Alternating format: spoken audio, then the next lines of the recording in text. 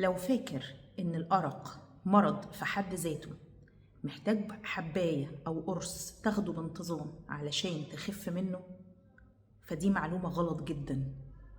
الأرق عرض مش مرض. صحيح في حاجة اسمها اضطرابات النوم ودي ليها علاج وليها ثيرابي لوحده مع دكتور نفساني، وأحيانا بنحتاج معاها كمان لايف كوتش أو ثيرابيست مع الدكتور النفساني. بس الأرق في حد ذاته عرض مش مرض، وممكن يكون سبب يخليك تعرف مشكلة في جسمك فتحلها من قبل ما تكبر. صباح الخير. الأرق في معظم الأحوال بيبقى عرض مش مرض. أنا عندي مشكلة في جسمي وبناء عليها بدأ يحصل لي أرق. طب تعالى بسطها لك بشكل عملي شوية. أنا كنت بنام كويس، الدنيا كويسة ماشية معايا، وبقالي فترة عندي أرق ومش بيروح. تمام، حضرتك بتشتكي من الأرق ده إزاي؟ اوصف لي شكل الأرق. الشكل الأولاني إن أنا أول ما بدخل على السرير تهجم عليا كل الأفكار السلبية أو كل مشاكلي اللي أنا أصلا يعني ما بفكرش فيها، أنا بفتكر حاجات من وأنا صغير، وأقعد أتقلب على السرير وأقعد فترة طويلة جدا مش عارف أنام. ده هنا معناه إن عندك خلل في الكورتيزول، هرمون الكورتيزول عالي، وده حاجة من اتنين، يا إما بسبب الضغط العصبي يا إما أنا عندي مقاومة إنسولين. لما بيكون كمان عندي مقاومة إنسولين مع خلل الكورتيزول هتلاقي نفسك عندك أفكار سلبية كتير، متوتر، ضربات قلبك عالية شوية، كمان بتجوع وبتحتاج لحاجات مسكرة أول ما بتدخل في النوم أو أول ما تبتدي عايز تنام. ده الحاجة الأولانية. طيب لا بصي بقى، أنا أول ما بدخل على السرير بنام كويس جدا، واجي الساعة 2 الفجر وأقوم من النوم وافضل قاعد لحد ما اصلي الفجر، فين على ما عيني تعرف تروح في النوم تاني. من 2 ل4 او من 2 ل5 ده الوقت اللي الكبد فيه بيزيل السموم بتاعته، بيبتدي يتخلص من السموم اللي موجودة فيه. معنى ان انا اصحى في الوقت ده ان الكبد مش قادر يقوم بوظيفته بشكل سلس، ده معناه ان انا عندي مشكلة في الكبد، ولازم ابتدي اعمل تحاليل تخص الكبد علشان او اعمل سونار، لان احيانا بيكون الكبد دهني، علشان اقدر اتعامل مع الوضع ده.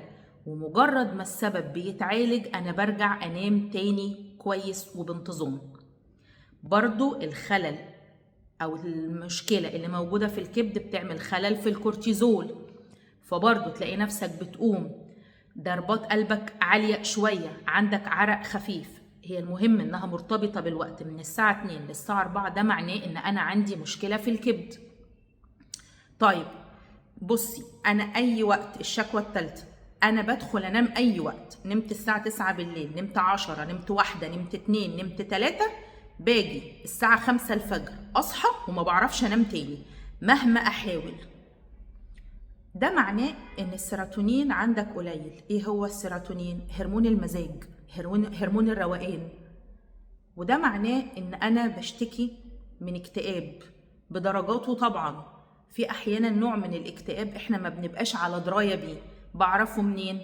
مزاجي مقفول، فقدان الشغف، ماليش مزاج اقوم اعمل حاجه، حتى الحاجات العاديه اللي كنت بحبها.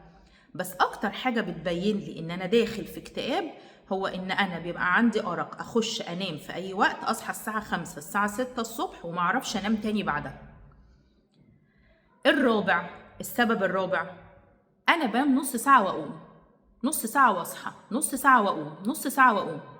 ده هنا نقص مغنيسيوم. جسمك محتاج مغنيسيوم. المغنيسيوم هو المعدن بتاع النوم الرايق، هو اللي انا لما باخده بتركيزات كويسه بقدر انام نوم كويس. يبقى هنا انا مش محتاج اعالج الارق، انا محتاج اعالج السبب اللي وراء الارق. لما بلاقي عندي الارق، شوف حضرتك من اي مجموعه فيهم، اكتب لي في الكومنتات حضرتك من اي مجموعه وانا هقول لك التحاليل اللي محتاجها علشان تطمن على جسمك. طيب عملت التحاليل واطمنت والدنيا عندك تمام، بس انا لسه برضو عندي ارق والدنيا ما اتظبطتش معايا، او انا عندي هرمون الكورتيزول عالي وانا اتاكدت ان هو عالي ومش عارفه اتعامل معاه ازاي، استناني الفيديو اللي جاي هقول لك بقى على المكملات والاعشاب اللي بناخدها بتساعدنا على ان احنا ننظم الهرمونات بتاعتنا، وبالتالي اقدر اتخلص من مشكلة الارق. صباح الفل، كل سنة وانتم طيبين. الفيديو ده هينزل النهاردة، بكرة شم النسيم، ننبسط، ناكل ناكل على نفسنا، ما نكترش قوي، نبقى عاملين حسابنا ناكل حاجة خضرة علشان خاطر نحافظ على صحتنا. يعني مش عايزة اقول عشان لو في مشكلة في الاكل اللي بناكله الحاجة الخضرة دي تلحقنا. كل سنة وانتم طيبين، سلام.